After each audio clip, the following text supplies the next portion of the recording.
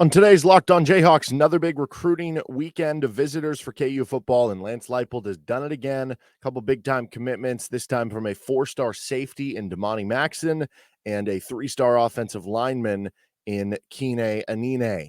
We'll talk about that, what it means for the future, what it means for the class 2024 on this episode of the show.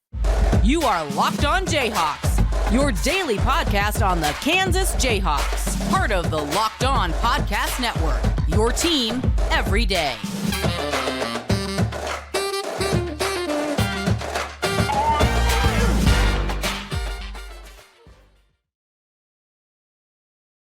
I'm Derek Johnson. You can hear me as well Monday through Friday from 3 to 6 p.m. on KLWN in Lawrence with Rock Chalk Sports Talk.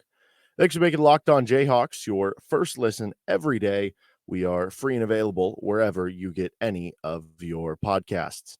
And on today's edition of the show, we are talking more KU football recruiting, because KU continues to keep the momentum moving forward, continues to bring on visitors, continues to do well in these recruiting battles and get a bunch of big-time commitments, which certainly feels like the momentum is building to an all-time high on the recruiting trail for KU. First, though, this episode of the show is brought to you by FanDuel Sportsbook, the official sportsbook of Locked On. Make every moment more. Visit FanDuel.com/LockedOn today to get started. Leipold did it again. He had I think it was close to, a couple handfuls of players visiting again this past weekend, as it was the weekend before. That was maybe even the mega visit, and obviously ended up netting you 5 commits. This one's already netted you 2 commits, and had obviously all sorts of visitors. Obviously, beyond the 2 guys that committed with Maxson and Anene, you ended up having some other big-time players visiting as well. Maybe most notable of them all was Nick Marsh, who, I don't know, it feels like KU maybe is gaining some traction, gaining some momentum there, of a guy who, it seems like, maybe more favored to go to a Penn State or Michigan State or something. But the KU is making inroads there, and we'll see what ends up coming down of that. If you saw social media, there was the picture of him in the convertible with Andy Kotelnicki. I'll say this, if Kansas is able to sneak through this thing and able to land Nick Marsh, he would be their highest ever in the 24/7 sports, rating system, or I guess era, which I think is like 2010. The composite, I guess I should say. I think Markel Combs had like a grade of like 92 point something, or it was 0.92 something. Nick Marsh is like 0.94 something. So like he would clearly be the best commit you have ever received. So we'll see what ends up here, in addition to a handful of others. But again, they ended up already getting 2 commits from a couple of guys, Damani Maxson and Kene Anene. Maxson announced first, so we'll just work chronologically here. And it's kind of a cool moment for him. His father had passed away, I think it was 2021. And so he wanted to announce on Father's Day in, memoriam and legacy, whatever word you want to use, of his father. So kind of a cool thing there for Maxson, and really good player, 4-star safety in Texas. He is 6 foot, 180 pounds, a top 500 recruit, number 424 nationally on the 24/7 composite. He is the number 40 safety. He had all sorts of offers, 23 offers, I think, in total. Oklahoma State, Arkansas, Colorado. You go down, and it's a long list of Power 5 schools and other good schools, as you'd imagine, for a 4-star safety. Somebody who is athletic. The scouting report mentioned hitter. You'll see a lot of that if you watch some of his film, his highlight videos, like that he'll come and hit you like a bullet, I think Michael Swain of 24/7 Sports does a great job on all this stuff. He compared him to Mike Lee. So that should give you an idea, because we all know what Mike Lee was, right? He was that big hitting safety who would come up. Mike Lee wasn't the biggest guy in the world. He wasn't 6'3" or something, but he would come up and he'd hit you with his full force, his full speed coming at you, and be able to knock you down. But also, I don't remember Mike Lee being rated this high as a recruit. Maybe you have some more potential there.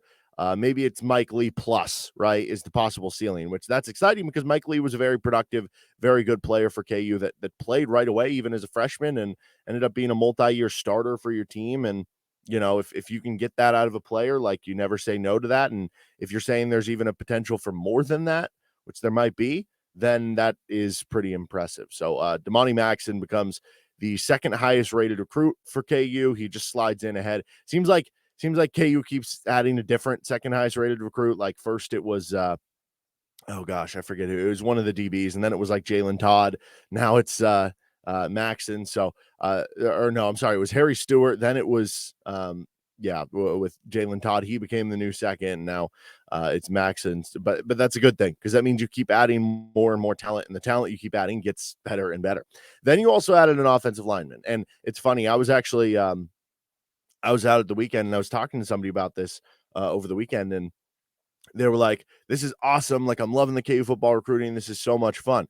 My one, I guess, I don't know, not complaint, but like thing that I'm curious about, though, is what about the linemen? Because at the end of the day, you got to have good linemen to win. That's where you got to build it on. And I was like, oh, I'm sure they're coming, but you are right. Like, at the end of the day, like, a lot of good schools can bring in, there's so many good corners and receivers and stuff like that. Can you get the good offensive linemen, the linemen that at least you can develop into being good offensive linemen? Well, here you go. Kene Anene, which I don't know if that is how you pronounce it, but I love it if you do, because it kind of rhymes. Kene Anene. He is an offensive lineman from St. Paul, Minnesota, East Ridge High School. He is 6'5", so good length there, 265 pounds with a long wingspan. I saw Jayhawks Slant mentioning he has an 84-inch wingspan, which, I mean, that's a 7-foot wingspan, right? That 6'5" guy with a 7-foot wingspan. I'm pretty sure, is that like Bonzie Colson? Remember the former Notre Dame guy in basketball? Is that like him? I don't know. Yeah, that's a very long wingspan. I think 24/7 Sports mentioned him having a 34-inch length arms, which would be pretty good. I think it measured like 12th at the combine or something like that. He is not ranked in the composite yet, which means some of the other industry sites don't have him ranked, but he's a 3-star. He is ranked the number 156 interior offensive lineman, and he's a top 15 player in the state of Minnesota. He had 12 offers, including from Colorado State, Air Force, Army, North Dakota State, and a handful of others. Maybe not overly powerful yet of a guy, but somebody that you project out pretty well, because you view him to be a smart, high IQ offensive lineman with good length that you can try to add more weight, add more strength to. And he's clearly got the wingspan. He's clearly got the frame to kind of add that weight to, and the length and the body that you're looking for in terms of, you look at 6'5", he's rated as an interior offensive lineman, but you look at 6'5" with that long of arms, that can profile to being a tackle down the road, right? Because a lot of times the big things with tackles is having long arms, because you're going to be on an island and you need to keep the guy away from your body, because once he gets into your body, that's when you're usually kind of donezo. So you could have him at the tackle, but he is rated as an interior offensive lineman. That means you're getting versatility, which is never a bad thing. And I think he becomes the second offensive lineman in this class. We'll see if they add any more, but let's get more into those position groups with offensive line and safety, what it means for the future of those position groups for KU, and then where things are at nationally for this class as it continues to just roll through very impressively with Lance Leipold. First, the show brought to you by FanDuel Sportsbook. Baseball season is in full swing, and there's no better place to get in on the action than FanDuel, because right now, new customers get a no-sweat first bet up to $1,000. That's $1,000 back in bonus bets if your first bet does not win. Just go to FanDuel.com/lockedon to join today. You can bet on futures right now. I was betting all over the U.S. Open over the weekend. Unfortunately, I kept thinking Wyndham Clark was going to fall off, and that didn't end up happening. You can bet on some of the baseball action. They got Dinger Tuesdays coming up, so you pick someone to hit a home run. You get a bunch of bonus bets back for whether you win or lose the bet. For everybody who hits a home run in the game, there's a lot of fun stuff. They're always up, boosts, promos. So don't miss a chance to snag a no-sweat first bet up to $1,000 when you join FanDuel today. Just go to FanDuel.com/lockedon to sign up. FanDuel, an official partner of Major League Baseball. Okay, the future look at both the positions, safety and offensive line for KU. Let's start with safety with Damani Maxson joining the squad. He's obviously the first safety in the class of 2024. So could they add another safety? Yeah, hypothetically. They have a lot of DBs, obviously. There's 3 other corners in the class and then a safety. Could any of the corners eventually shift, right? If 2 of those 3 corners end up being starters and, the other one's like, hey, I want to get on the field, I'm going to move to safety. You never rule anything out, right? Guys change positions at the collegiate level like all the time. So that is entirely possible. But I do expect all those three corners to at least start their career and, try to play corner, obviously. He is the first safety, and yeah, it wouldn't be shocking if they did add a second safety, but I wouldn't imagine you'd go any further than that. Overall, though, this has got to be like one of the greatest hauls of it's hard to judge this. I mean, I guess you could go off like recruiting ranking and stuff like that, to which this would probably be the best, I would imagine, that KU has ever landed from top to bottom in terms of defensive backs, like the greatest defensive back high school talent that KU's ever brought in. But it's tough saying that because that KU had a class where they brought in Aqib Talib, and he was a first round pick in the right. So I guess just based on like high school expectations, maybe this is the most prestigious class of just defensive backs when you add in all the great corners that KU has, when you add in now the safety with Damani Maxson, especially if they're not done, especially if they do add more, of how impressive this DB unit could be moving forward. And, going back to the comment on you got to get your lines right too. If you do have good enough corners, if you do have good enough DBs in the secondary and you can lock guys down, that does allow you to get a little bit more creative with some of the pressures you can apply.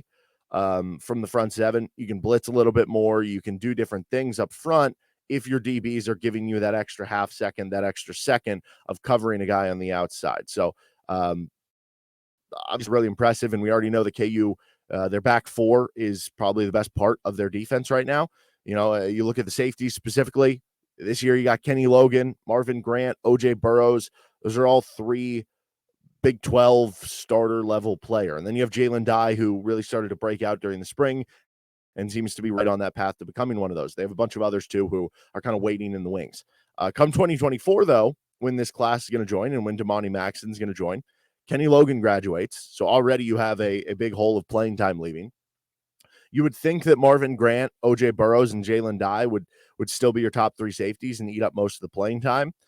Maybe Maxson carves out some snaps as the fourth safety there, or maybe he plays in 4 less games and redshirts in year one with real opportunity, I think, coming starting 2025 and beyond. Because in 2025, Marvin Grant and OJ Burrows would be gone, in addition to Kenny Logan from the previous year. Akili Hubbard, who we'll see what his role on the team the next couple of years is going to be. He's a junior right now, former JUCO transfer who just came in. Like, he would at that point be gone unless, I guess, he redshirts one of these years, then he could have another year. So that could change things. But that means in 2025, your starting safeties could feature a fifth-year senior Jalen Dye, maybe a fifth-year senior Akili Hubbard, a second-year Damani Maxson, and then any of the other of KU's young crop of safeties, which there are a lot of other good ones. Mason Ellis, Caleb Purdy. How about Taylor Davis, who, he came from the Houston area as well, right? Like those three guys, plus I think possibly Hubbard, depending again on the redshirt thing, Jalen Dye, and then Maxson, you're looking at 6 guys to compete for really the 2 starting safety spots, but really the third one plays a lot as well. But it leaves an opening that you don't know who's going to win that competition, meaning that there is like an opening even as soon as 2025 when Maxson is a redshirt freshman or a sophomore. And then you keep going down the list and you keep being like, oh yeah, this could be somebody who really helps you out there. And I think the beauty of Maxson is that he can probably play either safety spot for you. He's got the athleticism seemingly to play more like the free safety role. He's got the ability to maybe play more of the strong safety role if you need him to. So overall feels like KU's in a good spot at the safety role. As far as offensive line, it's a bit murkier to figure out exactly. Like I could go through this and be like, this guy graduates and this guy's here. But first of all, there are so many offensive linemen because you're starting 5 of them, whereas safeties you're starting 2. So there's so many more to begin with. And then on top of that, you don't really know, like it's murkier. It's like, I talked about how there are position changes all the time in college football. Look no further than offensive line. You see guys move from center to guard to tackle, to vice versa all the time.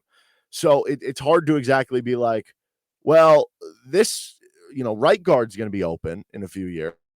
It's like, this guy who's playing left guard might just move to right guard. So it's a little murkier to figure out. And it's also a little murkier because we don't actually know what Kene Anene is going to play. Is he going to be an interior offensive lineman, like it says on his recruiting profile, where he's going to be a center or a guard? Or because he is 6'5" and has an insane wingspan and long arms, are they going to add weight to him and he's going to eventually be a tackle, right? Like that becomes the real question here. And you don't totally have the answer to that.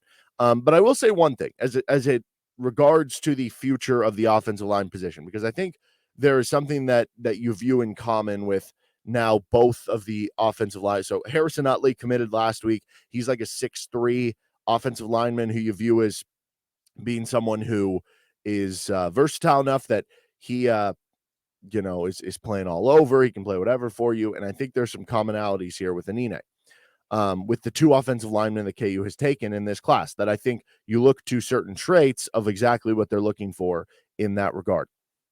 So you have a really good offensive line coach in Scott Fuchs, who does a great job with these guys, developing them. You have a great strength and conditioning program and coach with Matt Gildersleeve, to where you've been adding weight, you've been adding strength gains and athleticism gains and stuff to all these players, including the offensive linemen. Basically, you as a staff, as a program, are putting trust into the idea that, if we get a guy who's a bit more raw, we're going to coach him up. If we get a guy who needs to add, 30, 40 pounds to him, we're confident that we're going to be able to do just that, because we have the right guys in the building. We have the right coaches in the building to help us figure that out and work on that stuff, right? It's going to be hard for us to get the 5 or the 4-star offensive linemen who already come in ready-made at 300 pounds, at 320 pounds. We have to go for the guys that we project to be really good once they get to that weight, but we're going to have to do the work to put on that weight. That makes sense, right? Because again, like the 4- and 5-star offensive linemen, those are going to like SEC schools. Those are going to Alabama and Auburn and Arkansas, right? So it makes it hard. So this is what you have to do. And so then when you look at the specific traits that I think both Harrison Utley and Kene Anene have in common, they're two big ones. There might be more, there might be less. I don't know. Smart offensive lineman. With Harrison Utley, a lot of the scouting report talked about how this is a smart kid, does well in class, gets good grades, all that sort of stuff, that he has good football IQ. And that was part of his scouting profile. Well, with Kene Anene, that's part of his scouting profile. Smart kid. The KU staff trusts his football IQ. And look no further. I mentioned the offer list, right? It's not an offer list of a bunch of Power 5 schools, but read into the offer list a little bit more. Air Force, Army. I don't think I mentioned Columbia when I first talked about that. What is in common with these? They require discipline. They require, like in the case of Columbia, that's an Ivy League school. This is a very smart kid, right? So you have that in common, because KU is basically saying, well, you have the frame. We'll worry about adding the weight. We'll worry about adding the strength. We'll worry about honing your skill as an offensive lineman. But are you smart to pick it up? Are you smart to understand what you're doing, right? And then on top of that is versatility. That's the other key word, the key phrase here. When you look at Harrison Utley, he's 6'3", probably profiles to being an interior offensive lineman in college football. As a smart player, maybe he can be a center eventually. Maybe they view him more as a guard. Either way, you have some versatility there. But guess what? Right now in high school, he's playing tackle. So are you realistically going to want to play him at tackle? Maybe not.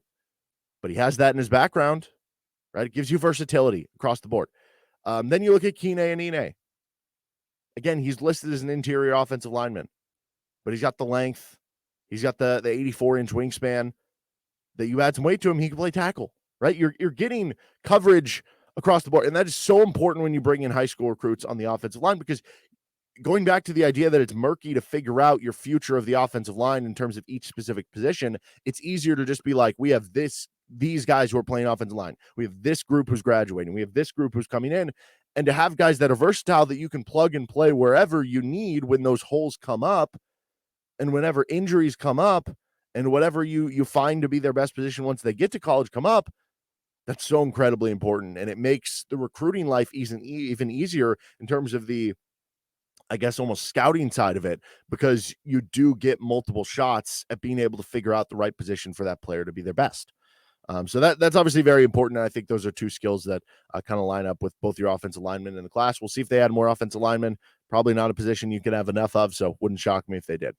All right, overall, the class of 2024, we'll figure that out next, or talk about it here with Locked On Jayhawks.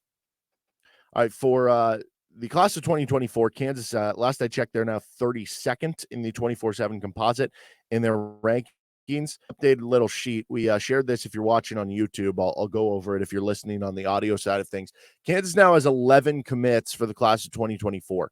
8 of the 11 are top 1,000 commits. That means that almost 73% of KU's commits are top 1,000 commits. So, like, you look back, and this is actually the 8 top 1,000 commits are the second most that KU has tied second, had in a class since 2010. 2010 was the 24/7 composite launch. The most they had was 13. That was in 2011, but they had 32 commits in 2011. So if you put it on pace, about 40% of that year's class were top 1,000 commits. Again, 73% this year.